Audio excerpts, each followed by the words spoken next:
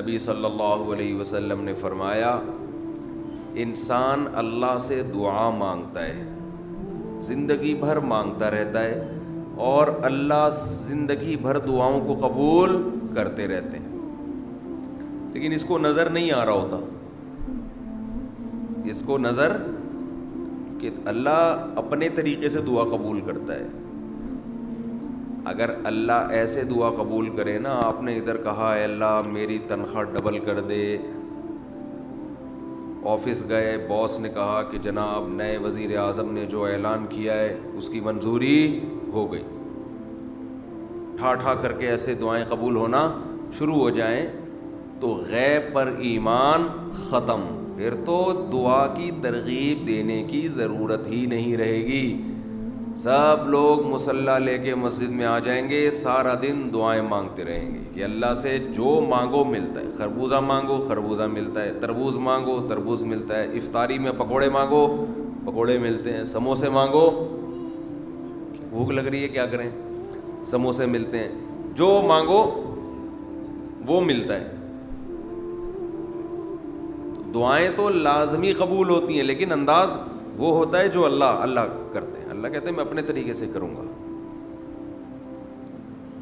اب اس کی بڑی لمبی چوڑی تفصیل ہے کہ کیسے قبول ہوتی ہے۔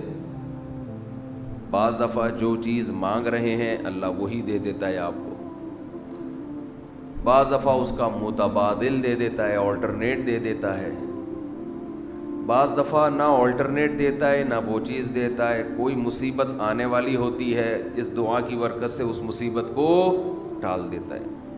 آپ اپنے بیٹے کے لیے بچی کے لیے دعا مانگ رہے ہیں اس کو ٹھیک کر دے، وہ ٹھیک نہیں ہوئی لیکن دوسری نے بیمار ہونا تھا، اللہ نے اس سے وبا کو ٹال دیا۔ تو جن کا غیب پر ایمان ہوتا ہے وہ تو مانگتے ہیں، اللہ سے مانگتے ہیں۔ پتہ ہے بھائی یہ ہو نہیں سکتا کہ جس خدا نے کہا ہے کہ میرے سامنے ہاتھ اٹھاؤ، حدیث میں آتا ہے اللہ میں اتنی غیرت ہے کہ جب کوئی اللہ کے سامنے ہاتھ اٹھا کے مانگتا ہے تو اللہ کو خالی ہاتھ لوٹاتے ہوئے حیا آتی ہے۔ بڑے سیٹ کے پاس کوئی بھکاری جائے اور پیسے مانگے اور وہ اس کو دھتکار دے تو بھکاری کہے گا نا یار نام تو بڑا سنا تھا آپ کا، بڑے سخی ہو۔ تو اللہ کو حیا آتی ہے کہ ان ہاتھوں کو خالی لوٹائے، دیتا ہے لازمی۔ تبھی ہم نے اہل اللہ کو دیکھا ہے کہ مانگتے بہت ہیں، بڑی لمبی لمبی دعائیں مانگتے ہیں۔ لوگ ان کو بے وقوف سمجھتے ہیں کہ یار یہ ہر وقت مصلی پہ دعائیں مانگتے رہتے ہیں لمبی لمبی، ملتا تو کچھ ہے نہیں۔ انہیں پتہ ہے کہ یہ بہت ملتا ہے اللہ سے مانگنے سے، لیکن اللہ کا انداز ایسا ہوتا ہے کہ صرف وہ مانگیں جن کو غیب پر یقین ہے۔ یعقوب علیہ السلام ساری زندگی مانگتے رہے اللہ تعالیٰ سے، اس مانگنے کا بدلہ کیا ملا ہے؟ دوسرا بیٹا بھی اللہ نے چھین لیا۔ عجیب بات ہے یا نہیں ہے؟ پہلا بیٹا گم ہوا تو اللہ سے اس کے ملنے کی دعائیں مانگتے رہے، دعا کیا قبول ہو رہی ہے؟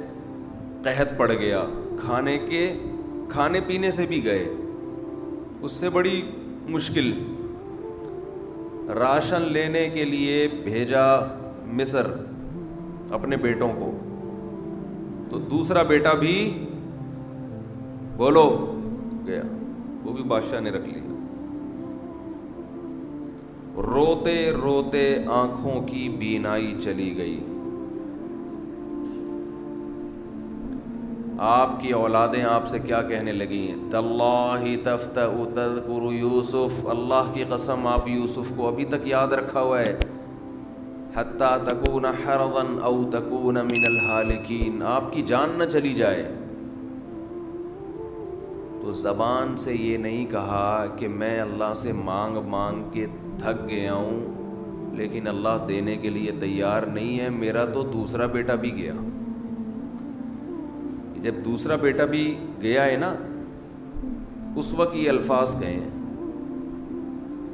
کہ آنکھوں کی بینائی چلی گئی، گھر والے کہنے لگے کیا آپ کو ابھی تک یاد ہے؟ کچھ چیزیں غیر اختیاری ہوتی ہیں، اپنے اختیار سے غم کو سوچنا یہ شریعت میں جائز نہیں ہے، لیکن کچھ چیزیں انسان کے اختیار میں نہیں ہوتی۔ وہ غم جو آپ کے اختیار میں نہیں ہے اس پہ آپ کو گناہ نہیں ملتا، بلکہ صبر پہ ثواب ملتا ہے۔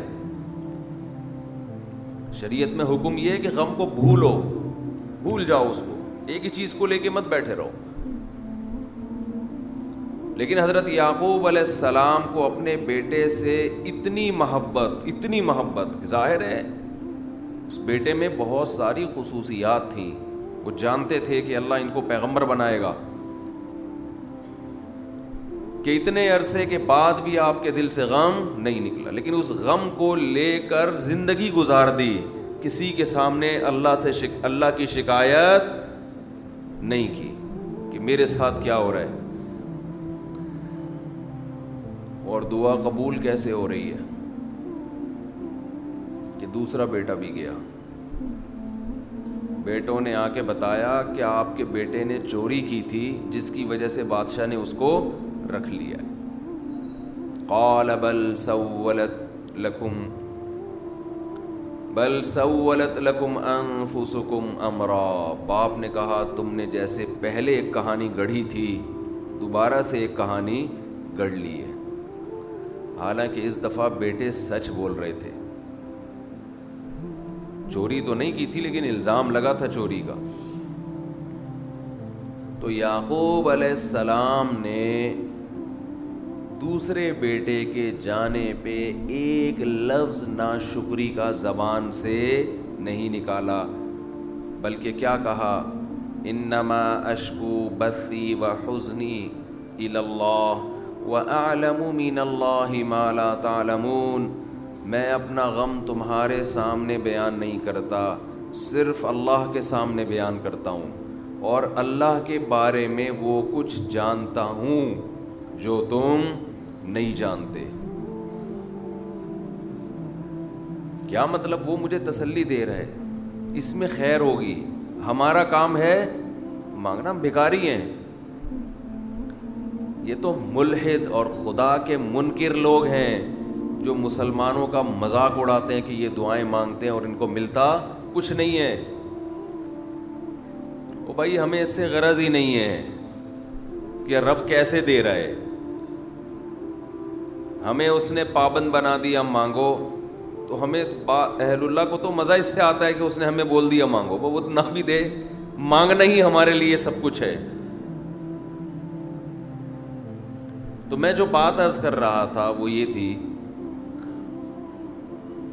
کہ یعقوب علیہ السلام مانگتے رہے، پھر دوسرا بیٹا بھی چھن گیا، کوئی لفظ مایوسی کا زبان سے نہیں نکالا۔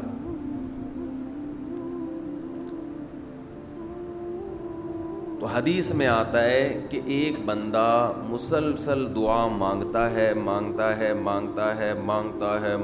اور اللہ قبول کرتا ہی رہتا ہے، یہاں تک کہ یہ بندہ ایک دن زبان سے ایک لفظ نکالتا ہے، کیونکہ اس کو وہ قبول ہوتے ہوئے نظر نہیں آ رہی ہوتی نا دعا،